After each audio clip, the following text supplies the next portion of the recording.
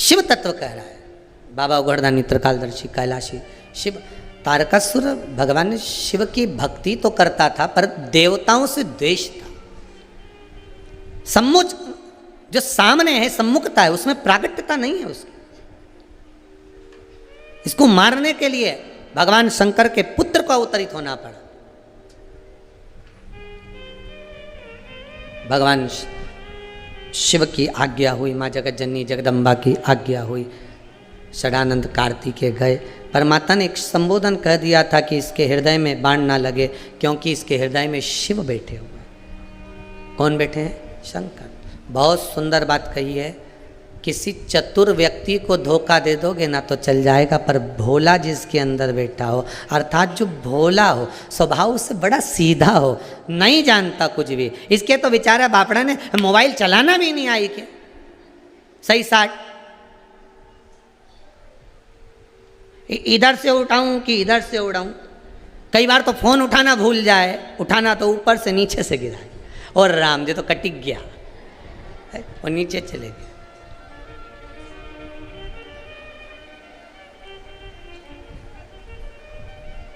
कई लोग के तुम तो ऐसा मोबाइल रखते हो, थोड़ा सा अच्छा वाला रखो जिसमें खूब सेवफल खटा हुआ, क्या बोलते हैं उसको, हाँ एप्पल का।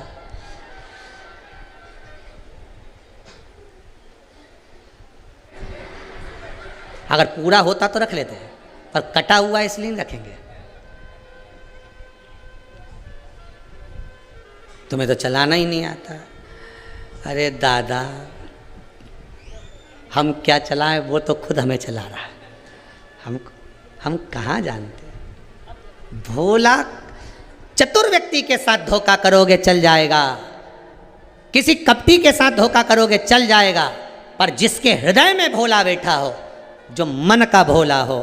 घर में कोई सदस्य ऐसा होता है, 5 सदस्य 4 सदस्य, आपके घर में 3 सदस्य होंगे, तो उसमें एक बेटा बेटी, पति पत्नी, सास बहू, देवरानी जेठानी, मामा काका बुआ फूफा में कोई ना कोई ऐसा होगा जो बड़ा भोला होता है। उसको कुछ ज्ञान नहीं होता, उसे कुछ ज्ञात नहीं होता। लोग समझते हैं ये पगला है, पर शिव महापुराण की कथा कहती है समझदारी डिमोशन है, पागलपंती प्रमोशन है। सबसे ज्यादा काम किसको बताया जाता है, पागल को कि समझदार को? अरे बोलो जम के, समझदार को सबसे ज्यादा काम बताया जाता है। शादी है घर में, समझदार जो होगी ना बहू, सब दौड़ दौड़ के करेगी, मामा जी ने रोटी खाई कि नहीं खाई, बुआ जी आई कि नहीं आई, काका जी आया कि नहीं आया, उनने खाना खाया कि नहीं खाया। जो समझदार है 1 मिनट मेहंदी लगाने की फुर्सत नहीं, काम इतना पड़ा है, और तैयार होने की फुर्सत नहीं। और घर में एक बहू ऐसी जिसमें अक्ल ही नहीं, वो सबसे पहले मेहंदी मंडवा मुंडव की डेंटिंग पेंटिंग करी, वो पड़ी ले, और वो तो बढ़िया एक हाथ इधर एक हाथ इधर, और सारा रिश्तेदार के लिए बताओ एक बहू कितना काम करी बेचारी। और सास के हमारी बड़ी बहू में बहुत अकल है, बहुत समझदार है, या तो ऐसी पगली है, वो तो आराम से मेहंदी में डाले और के भी दे थोड़ा लड्डू लिया, अब लड्डू लिए, अब हमारा हाथ में तो मेहंदी पड़ी ना, मुंडा में डाली दे, अब मुंडा में लड्डू भी डाल दी। देख तो चाय बनी, मेरे को ऐसा लग रहा है, दूर से दिख रही, जल लिया और चाय भी लिए, और सास कह रही कैसी पगली में ये बैठी बैठी खाती जा रही। तो इसे कोई सुध नहीं पड़े, अपन तो आग लगे बस्ती लगाए, जो समझदार वो लगाए ताला चाबी लगाती फिर। अच्छा ईमानदारी से बोलो, सास की जायदाद का हिस्सा जो ज़्यादा समझदार होगा उसको ज़्यादा मिलेगा क्या? जो पगला होगा उसे कम मिलेगा क्या? नहीं, हिस्सा तो बराबर मिलेगा। फिर इतनी समझदारी दिखाने से कौन सा फायदा? तुम बोलो। अच्छा इतनी समझदारी दिखाने से क्या फायदा? इसलिए मीराबाई कहती है, मीरा भाई रे बावरी, बावरी मतलब पागल। कर्माबाई को लोग पागल कहते हैं, मीराबाई को लोग पागल कहते हैं। नामदेव जी, तुकाराम जी, रामकृष्ण परमहंस, चैतन्य महाप्रभु, जितने राष्ट्र के संत साधु सन्यासी तपस्वी साधक उपासक, सबको लोग पागल कहते हैं। कथा वाचने वालों को दूसरे को के नहीं के, पर हमें तो पक्का के पगला है। सियोर वाला महाराज तो अक्कल है कहीं हमें, उसे कहीं कथा वाचना है, वे तो पागल है। कथा वाचने वाला पागल, कथा सुनने वाला पागल, कथा करवाने वाला पागल। समझदार तो वो है जो नहीं सुनते, वो सारे समझदार, अपन सब पागल। भोला का भोला, अपन भी भोले भोले। इसलिए दोनों हाथ उठाकर हर हर, बोले बोले आग लगे बस्ती में, अपन रहो मस्ती में। वो बोलता रहे ये पगला है, ये ऐसा है वैसा है। अपन तो बढ़िया खजूर वाली चोटी बनाओ जोरदार और बढ़िया मस्त रहो। वो तो भगवान की ना जाने कई मर्जी है। हमारा बाल इतना बड़ा नहीं, तुम तो खजूर वाली कब का बना देता, उसमें कई कर बना के अलमस्त रहो, अपनी जिंदगी मस्त जियो, भगवान की भक्ति में जियो, उस परमात्मा के स्मरण में जियो। जितना समय मिला है, प्रतिदिन जितना समय मिलता है, 86,400 सेकंड प्रतिदिन मिलते हैं, उसमें से 10 सेकंड कोई बेकार भी कर दे तो भी 86,390 तो अपने हैं। उसके चक्कर में बिल्कुल मत पड़ो। तुम तो जोरदार भजन करो, भोजन करो, स्मरण करो। अपने ज़्यादा चक्कर बहाना में नहीं पड़ना, बिल्कुल नहीं पड़ना। कोई कहे कि वहाँ चले जाओ, वहाँ बैठ के भजन करो, कोई कहे नर्मदा के घाट चले जाओ, नहीं तुम तो वहाँ बैठ के भजन करो, कोई कहे तुम वहाँ चले जाओ गंगा के घाट पे बैठ के भजन करो, तो कह देना सारे तीर्थ धाम आपके चरणों में, हे भोलेनाथ प्रणाम। चली जाती हूँ, आधा घंटा बैठ के भगवान का भजन कर लेती हूँ। कभी कभी मेरे पास में पानी नहीं रहे, सामान नहीं रहे, तो भी मैं चली जाऊँ। और अगर मंदिर नहीं गई तो जब भी मैं निकल के जाऊँ तो गाड़ी पे से झांकती झांकती जाऊँ, झांकती झांकती। और नहीं तो हमारा घर से तो भगवान का शिखर दिखे, हम वहीं से इशारा कर दें। प्रभु बड़ी कृपा है आपकी, बड़ी दया। ना सारी दुनिया के लोगों को चोट पहुंचाना मना नहीं, पर जिसके हृदय में शिव बैठा है उसको कभी नहीं, जिसके हृदय में राम बैठा हो उसको कभी नहीं, जिसके हृदय में कृष्ण बैठा हो उसको कभी नहीं। मीराबाई का क्या बिगड़ा बोलो तो सही। राणा ने जहर का प्याला भेज दिया, सांप का पिटारा भेज दिया, क्या बिगड़ा? और भक्ति दृढ़ होती चली गई, और भक्ति कि मैं तो चली वृंदावन राणा, अरे मेरे तो भाग जगे, राणा जी तेरे महलों में आग लगे, राणा जी तेरे घास फूस की कुटिया बनाऊंगी, घास फूस की कुटिया बनाई, घास फूस की कुटिया बनाऊंगी, घास फूस की कुटिया बनाई, घास फूस की कुटिया बनाऊंगी, घास फूस की कुटिया बनाई, उसमें तुलसी का रोप लगे, राणा जी तेरे महलों में आग लगे, राणा जी तेरे महलों में आग लगे, राणा जी तेरे महलों में आग लगे, राणा जी तेरे भाव से भगवान को जो रिझाने का क्रम है उसका सुख है ही दूसरा। हमें समझदार बनकर नहीं रहना, हमें तो भीतर से भोला का भोला ही बनकर रहना, फिर निपटेगा वो।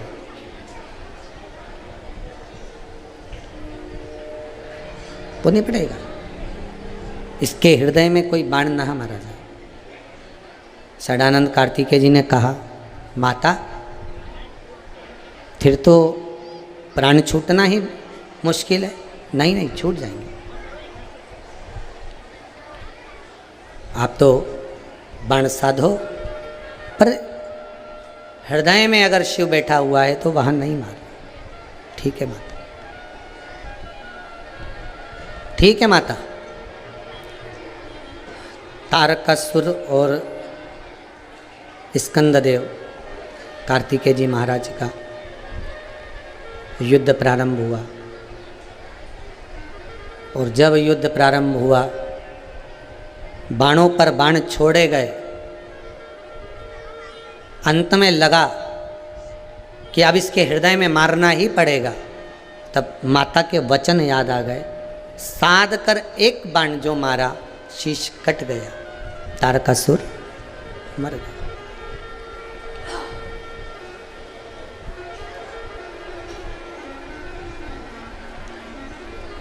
रावण प्राणों को त्यागा, उससे पहले उसके शीश कटे थे। बोलो कटे थे कि नहीं कटे थे? कंस, हिरण्यकशिपु, हिरण्याक्ष, ये ऐसे असुर थे, इनके शीश नहीं कटे, इनको डायरेक्ट प्राणों को हर लिया गया।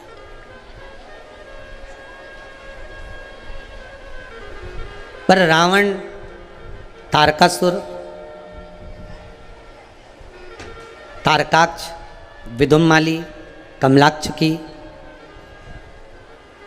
अंधकासुर, शिव महापुराण में जितने जितने असुरों का वर्णन है, ये सारों के प्राण ऐसे ही नहीं छूटे, इनका शीश कटा, इनका शीश काटा गया। उसका कारण क्या रहा है? शिव महापुराण कहती है उसका एक कारण है कि शंकर के दरवाजे पर जाकर नतमस्तक हो जाना। नतमस्तक मतलब मस्तक का जो अहंकार है वो शिव के चरणों में छोड़ देना। रावण शंकर भगवान को सब कुछ दिया, विश्वास भी दिया, सब कुछ दिया, पर रावण ने अपना अहंकार भगवान को नहीं दिया। रावण अहंकार नहीं दे पाया। रावण ने अभिमान नहीं दिया। दुनिया की सारी वस्तुएं आप भगवान को दे दो और अहंकार मत दो तो भगवान स्वीकार करेगा क्या? यहाँ तो शिव महापुराण की कथा कहती है अहंकार अगर आपने भगवान को दे दिया तो कुछ देने की फिर जरूरत है भी नहीं। भीतर कितना अभिमान।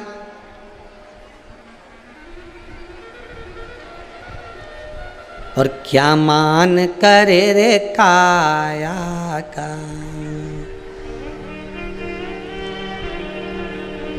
ये काया माटी मिल जाएगी राम। ये मिली काया है। बड़ा अभिमान है इसका, बड़ा अहंकार है इसका। मैं सुंदर, मैंने ऐसा बना कर रखा है अपने शरीर को, मैंने ऐसा कर कर रखा है अपनी बॉडी को। क्या करोगे? किस काम का?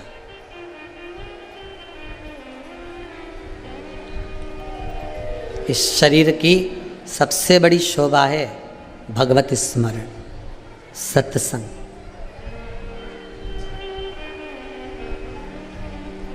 दुनिया में सब कुछ मिल सकता है आपको, सब कुछ प्राप्त हो जाएगा आपको। दुनिया में सारे सुख आपको मिल जाएंगे, पर करोड़ों रुपए खर्च कर दो, दुनिया की सारी दौलत लगा दो, तो भी असली गुरु का सानिध्य, असली गुरु का संग और परमात्मा का सत्संग बिना हरि कृपा के मिल ही नहीं सकता। किसी संत, साधु, सन्यासी, तपस्वी, साधक, उपासक, सदगुरु का सानिध्य और सत्संग, ये भगवान जब तक कृपा ना करे तब तक मिल ही नहीं सकता। आप करोड़ों कमाओ, दौलत खूब कमाई तुमने, खूब पैसा कमाया, दुनिया भर का सोना चांदी हीरा पन्ना गाड़ी बंगला सब बनाया, पर दो चीजें कहीं से नहीं मिल सकती जब तक भगवान की कृपा ना हो जाए। एक अच्छे सदगुरु संत का संग और दूसरा भगवान की कथा सत्संग, हरि कृपा, हरि स्मरण, भगवान का नाम, सदगुरु के चरणारविंद की रज। बड़ा मिलता ही नहीं। बहुत प्रयास करो तो भी प्राप्त नहीं होता साहब। हम तो आप लोगों को बार बार धन्यवाद देते हैं जो आप शिव पुराण की कथा प्रतिदिन सुन रहे हैं। मेरे भगवान शंकर को बार बार धन्यवाद देना कि तेरी बड़ी कृपा है साहब, जो मेरा मन तूने अपने चरणों में 1 बजे से 4 बजे तक जोड़ के रखा है, नहीं तो ना जाने ये मन कहाँ चले गया होता। ये मन एक जगह लगता कहाँ है? डोल जाए, सत्संग में ले जाओ तो डोल जाए, कहो भजन कर भोजन में लग जाए।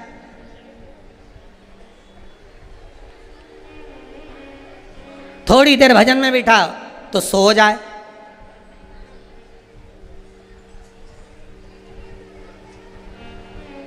ये मन नहीं डोलता, डोलता रहता है, ये एक जगह स्थिरता नहीं लेता। आप तो भगवान को धन्यवाद दिया करो। बहुत बहुत धन्यवाद है प्रभु, बहुत बहुत धन्यवाद। तेरा ही दिया मैंने खाया पिया है, तेरा शुक्रिया है, तेरा शुक्रिया। आज तू मेरे मन को अपने चरणों में लगा कर रखा है। 1 बजे से 4 बजे तक कथा सुनती हूँ, जब तक मेरा मन आपके चरणों में रहता